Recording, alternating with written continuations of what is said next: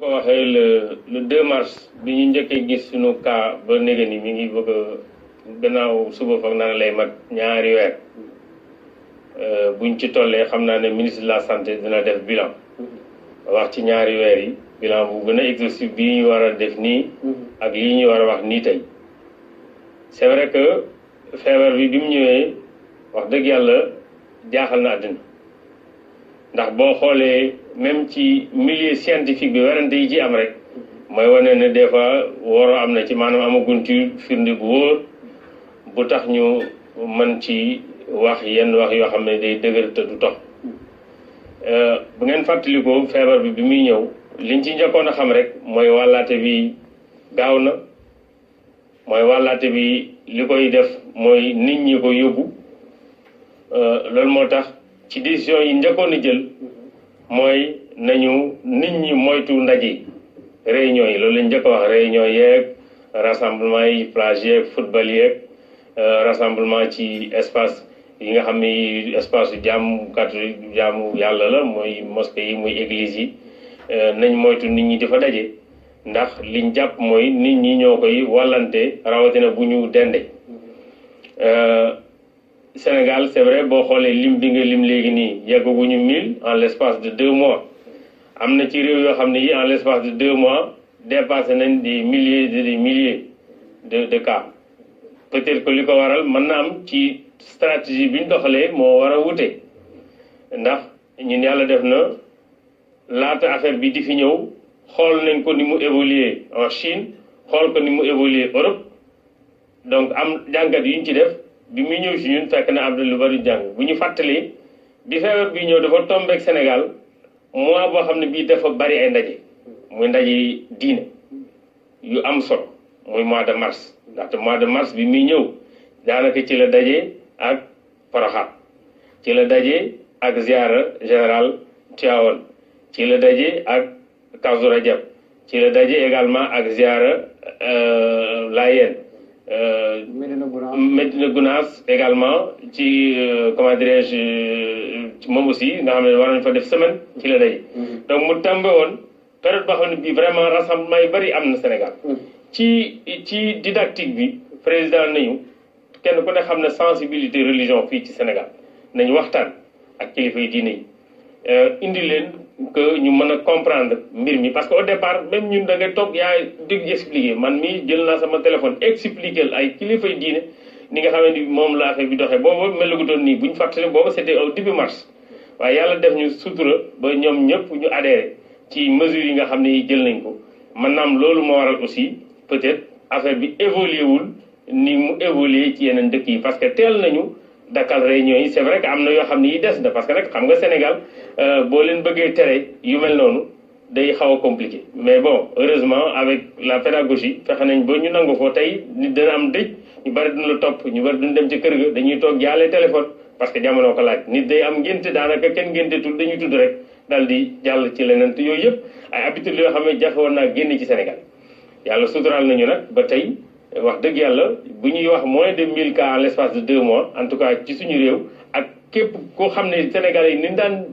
demalanteeg dikkalanteeg nuyanteeg mbëkkanteeg yëpp ci biir ci marché yeeg ci kaar yeeg ci lépp donc peut-être dañ ciy sant yàlla déjà ci loolu waaye nag wax nga ko léegi remarqué nañ bi nga xamee ni bii daanaka cas importé amatul parce que tëj nañ bunt yi boo tëjee bunt yi nit ñi daan jaar fexe ba toog pendant ab diir keneen ñëwul ñu toog lu mat fukki fan ak ñeent keneen ñëwul daanaka période boobu la cas importé yi jeex amaat na sax entre cas yeneen yi ñëw mais yeneen yi ñëw mënees na ko comprendre parce que ay doomu Sénégal buñ ñëwee ba ci buntu Sénégal di fëgg bunt bi buñ feebaree tamit dañ leen di jëj loolu mënut a ñàkk loolu moo tax mu amaat après sax cas importé yoo xam ne yii peut-être mën na jógee ci Sénégalais yoo xam ne dañoo tukki woon ñëw ba ci buntu Sénégal ñu autorisé ñëw waaye li nga xam ne li temps yi moo commencé peut-être jaaxal nit ñi mooy cas communautaire yi cas communautaire yi nag li koy waral mooy nit wàll la feebar bi te xamoo kan la donc da ngay dem ci bërëb jëlee ko fa bërëb yooyu nag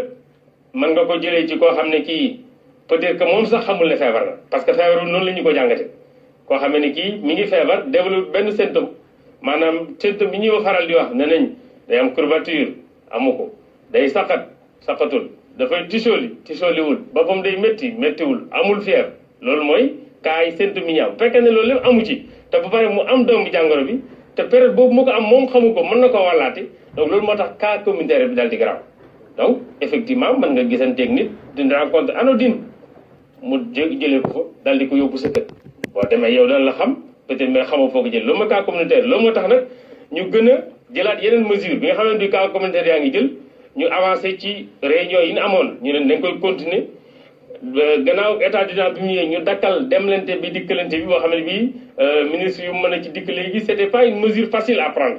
parce qu'il fallait voir lan la ñuy def est-ce que dañuy dakkal entre régions est-ce que dañuy dakkal entre communautés parce que li gënoon a yomb mooy pour que aussi booy def mesure da ngay jéem a xool aussi naka nga ko mën a appliquer li gënoon a yomb effectivement moom bi sax moo ma convaincre dama li gën a yomb monsieur le ministre mooy nañuy def interurbain nga xam nañ garage interurbain yi fi ñuy jógee donc boo fekkee dakkal nga ko déjà oto dootu fa jógee donc loolu mu doon lu am solo ci décision bi ñu jël ko donc loolu mooy li ñu jëloon léegi nag communautaire bi mi ngi dem mi ngi law ñu jàpp aussi que ne nañu fexe ba tey nit ñi dem di am masque barrière masque yi di ko def ci transport en commun yi non seulement moom jëloon na mesure pour limiter nit ñi peut-être dana ci dikk waaye ñu ne boo duggee ci biir nga def sa masque bu ngeen demee ci bureau yi ngeen def seen masque bu ngeen demee ci comment dirais-je bureau yi même administration ñu def suñu masque gannaaw ba ñu bari ci administration wàññi seen effectif la fa dese kës néew ñu def ay masque donc am nañu yaakaar ne déjà loolu wax dëgg yàlla décision la boo xam ne bii très rapidement nit ñi adapté nañ ko donc am nañu yaakaar ne danañ ci mën a indi ay saafara ci lii nga xam ne lii mooy coow li muy cas communautaire. jërëjëf monsieur le ministre sa naataango wax na ko léegi ci njëlbeen Sénégal dafa jël ay décision rapidement parce que seetlu nañu par exemple dëkk bu mel ne France ba mu duggee ci dëkk ba en janvier dañu toog ba mars doogay confine dooga wax nit ñi nañ toog am na sax ñu naan loolu moo tax feebar bi am fa yaatu fa yaatuwaay bu mu fa yaatu waaye yéen jël ngeen ay matuwaay yoo xam ne tax na bu yëf yi xaw a taxawandi waaye gis nañu ne Sénégalais yi tamit saa bu ñuy tàmbali mbir dañ koy tàmbali ak doole waaye bu yàggee rek ñu am lu ñu naan relâchement maa ñuy commencé bàyyeeku est-ce que léegi commencé ngeen waxtaan yow ak sa naataango pour li ñu nga xam ne gis nañ ko te transporteurs yi ñenn ñi ba ñëpp ñoo xam ne bariwuñu sax naam mais ñu ngi jël ay yoonu suuf ak yooyu di yóbbu di dem ci interurbain ba nga xam ne ñu ngi indi cas communautaire yooyu ñu doon wax. d'accord bon maa ngi lay gërëm ci question bi nga posé comme ni ko ministre de l'intérieur waxee. Je pense que le Sénégal, quand même, tel na jël ay matuwaayam ci direction au président de la République pour indi ay mesures yi nga xam ne dafay gàttandu lawtanu feebar bi ci Sénégal. moo tax bi ñu amee suñu cas communautaire le 2 ci la ñu commencé jël ay mesures d'endiguement maanaam pour suuxal lawtanu feebar bi ci Sénégal te loolu defe naa gis nañ jeexital bi parce que nag comme ni mu ko waxee am na dëkk yu bari yoo xam ne en moins d'une semaine dañuy am plus de 1000 cas am ay 1000 morts. des fois donc loolu dañ koy gis donc liggéey boobu liggéey bu am solo la ñu koy liggéey ak structure bi nga xam ne moom mooy comité national de gestion de l'épidémie xam ne moom mooy formuler ay recommandations jox ko président de la république mu jël ko saytu ko def ko ay directives ministres yi appliqué ko donc booy xool 2 mars ba 20 mars amuñu cas communautaire ñu ngi commencé am. Le premier cas, je pense, c'est le 20 mars. On a commencé un cas communautaire. Aussitôt après, il y a des mesures aussi, parce que stratégie de lutte, stratégie de plan graduel. Maintenant, au fur et à mesure que nous avons des mesures d'anticipation pour que nous ayons am dole. Donc déjà, le 23, le président de la République a le décret inséré état d'urgence. Demander que nous ayons des mesures complémentaires de l'état d'urgence. Mesures sur le plan administratif. Le ministre de l'Intérieur, nous avons d'abord une interdiction transport interurbain. Madame, transport dëkk ak dëkk. Yoo xam ne bokkuñu périmètre urbain. Et taxoon ñu def ko aussi mooy transport dafa xaw a compliqué gérer Sénégal. Boo ne woon transport interrégion boo mooy de département à département nit ñi dinañ déplacé wu de commune à commune nit ñi dañuy déplacé wu te doo ko mun gérer te dëkk bi nekk na dëkk boo xam ne wutu xaalis jaral na leen lu bari donc ci yooyu la ñuy profité bu dee réglementation bi stricte leerul ci la ñuy profité di def ay kii moo taxoon ma waxtaan ak suma rango ma ne ko jàpp naa ne bu ñuy interdire nañ interdire transport interurbain loolu tamit mu def ko te wax dëgg gis nañu résultat yi muy profiter ci occasion bi pour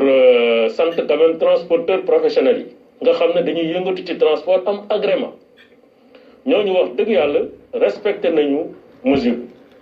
ku dem si gaar yi di nga gis ne gaar yi tëj chauffeurs yi ñu ngi toog seen kër opérateurs yi tamit joxe nañ ndigal seeni chauffeur pour ñu bañ a dawal auto transport public mais li am mooy transport bi nga xam ne moom la ñuy tere mooy transport boo xam ne yaa ngi koy def te amoo agrément amoo autorisation administrative pour def transport amul assurance bu accident amee ci oto bi kenn du ko assuré kenn xamuloo fenn xamuñu la ci ministère de l'intérieur xamuñu la ci ministère des transports te yaa ngi jël ay nit di leen voyager loo di dëkk-dëkk di jël xaalis bi def sa poche ñooñu ñoo indi problème yi ngay gis yëpp parce que transport clandestin boobu non seulement dañ koy def mais dañuy jël ay piste ay yoon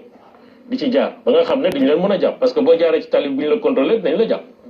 dañuy jël ay piste yu bare bari di si jaar donc loolu moo indi ngay gis ne déjà ñu naan di jóge na fi dem ci beneen dëkk yóbbu na fa feebar bi tasaaroo na si biir dëkk bi donc loolu lu ñu war a ñaawlu la lu rafetul la lu baaxul la ñi nga xam dañuy dund ci transport bu dee ñoom ñoo dem ba arrêté parce que ñooñu ñooy les vrais acteurs du transport à plus forte raison ñi nga xam ne nag wax dëgg yàlla kenn xamu leen ci transport ñu bëgg nag lawal mbir mi ci biir dëkk bi te loolu kenn waru ko nangu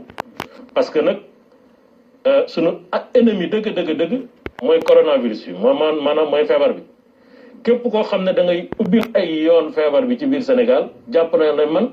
yow yaay complice u ennemi Sénégal boobu ci loolu yaa ngi mettre en menace la sécurité sanitaire du pays te loolu waruñu ko d'accord moo tax d'ailleurs boo suivre conseil des ministres démb président def jox ay orientation yu leer ba pare nag jël benn ordonnance boo xam ne dafa indi ay sanctions yu tar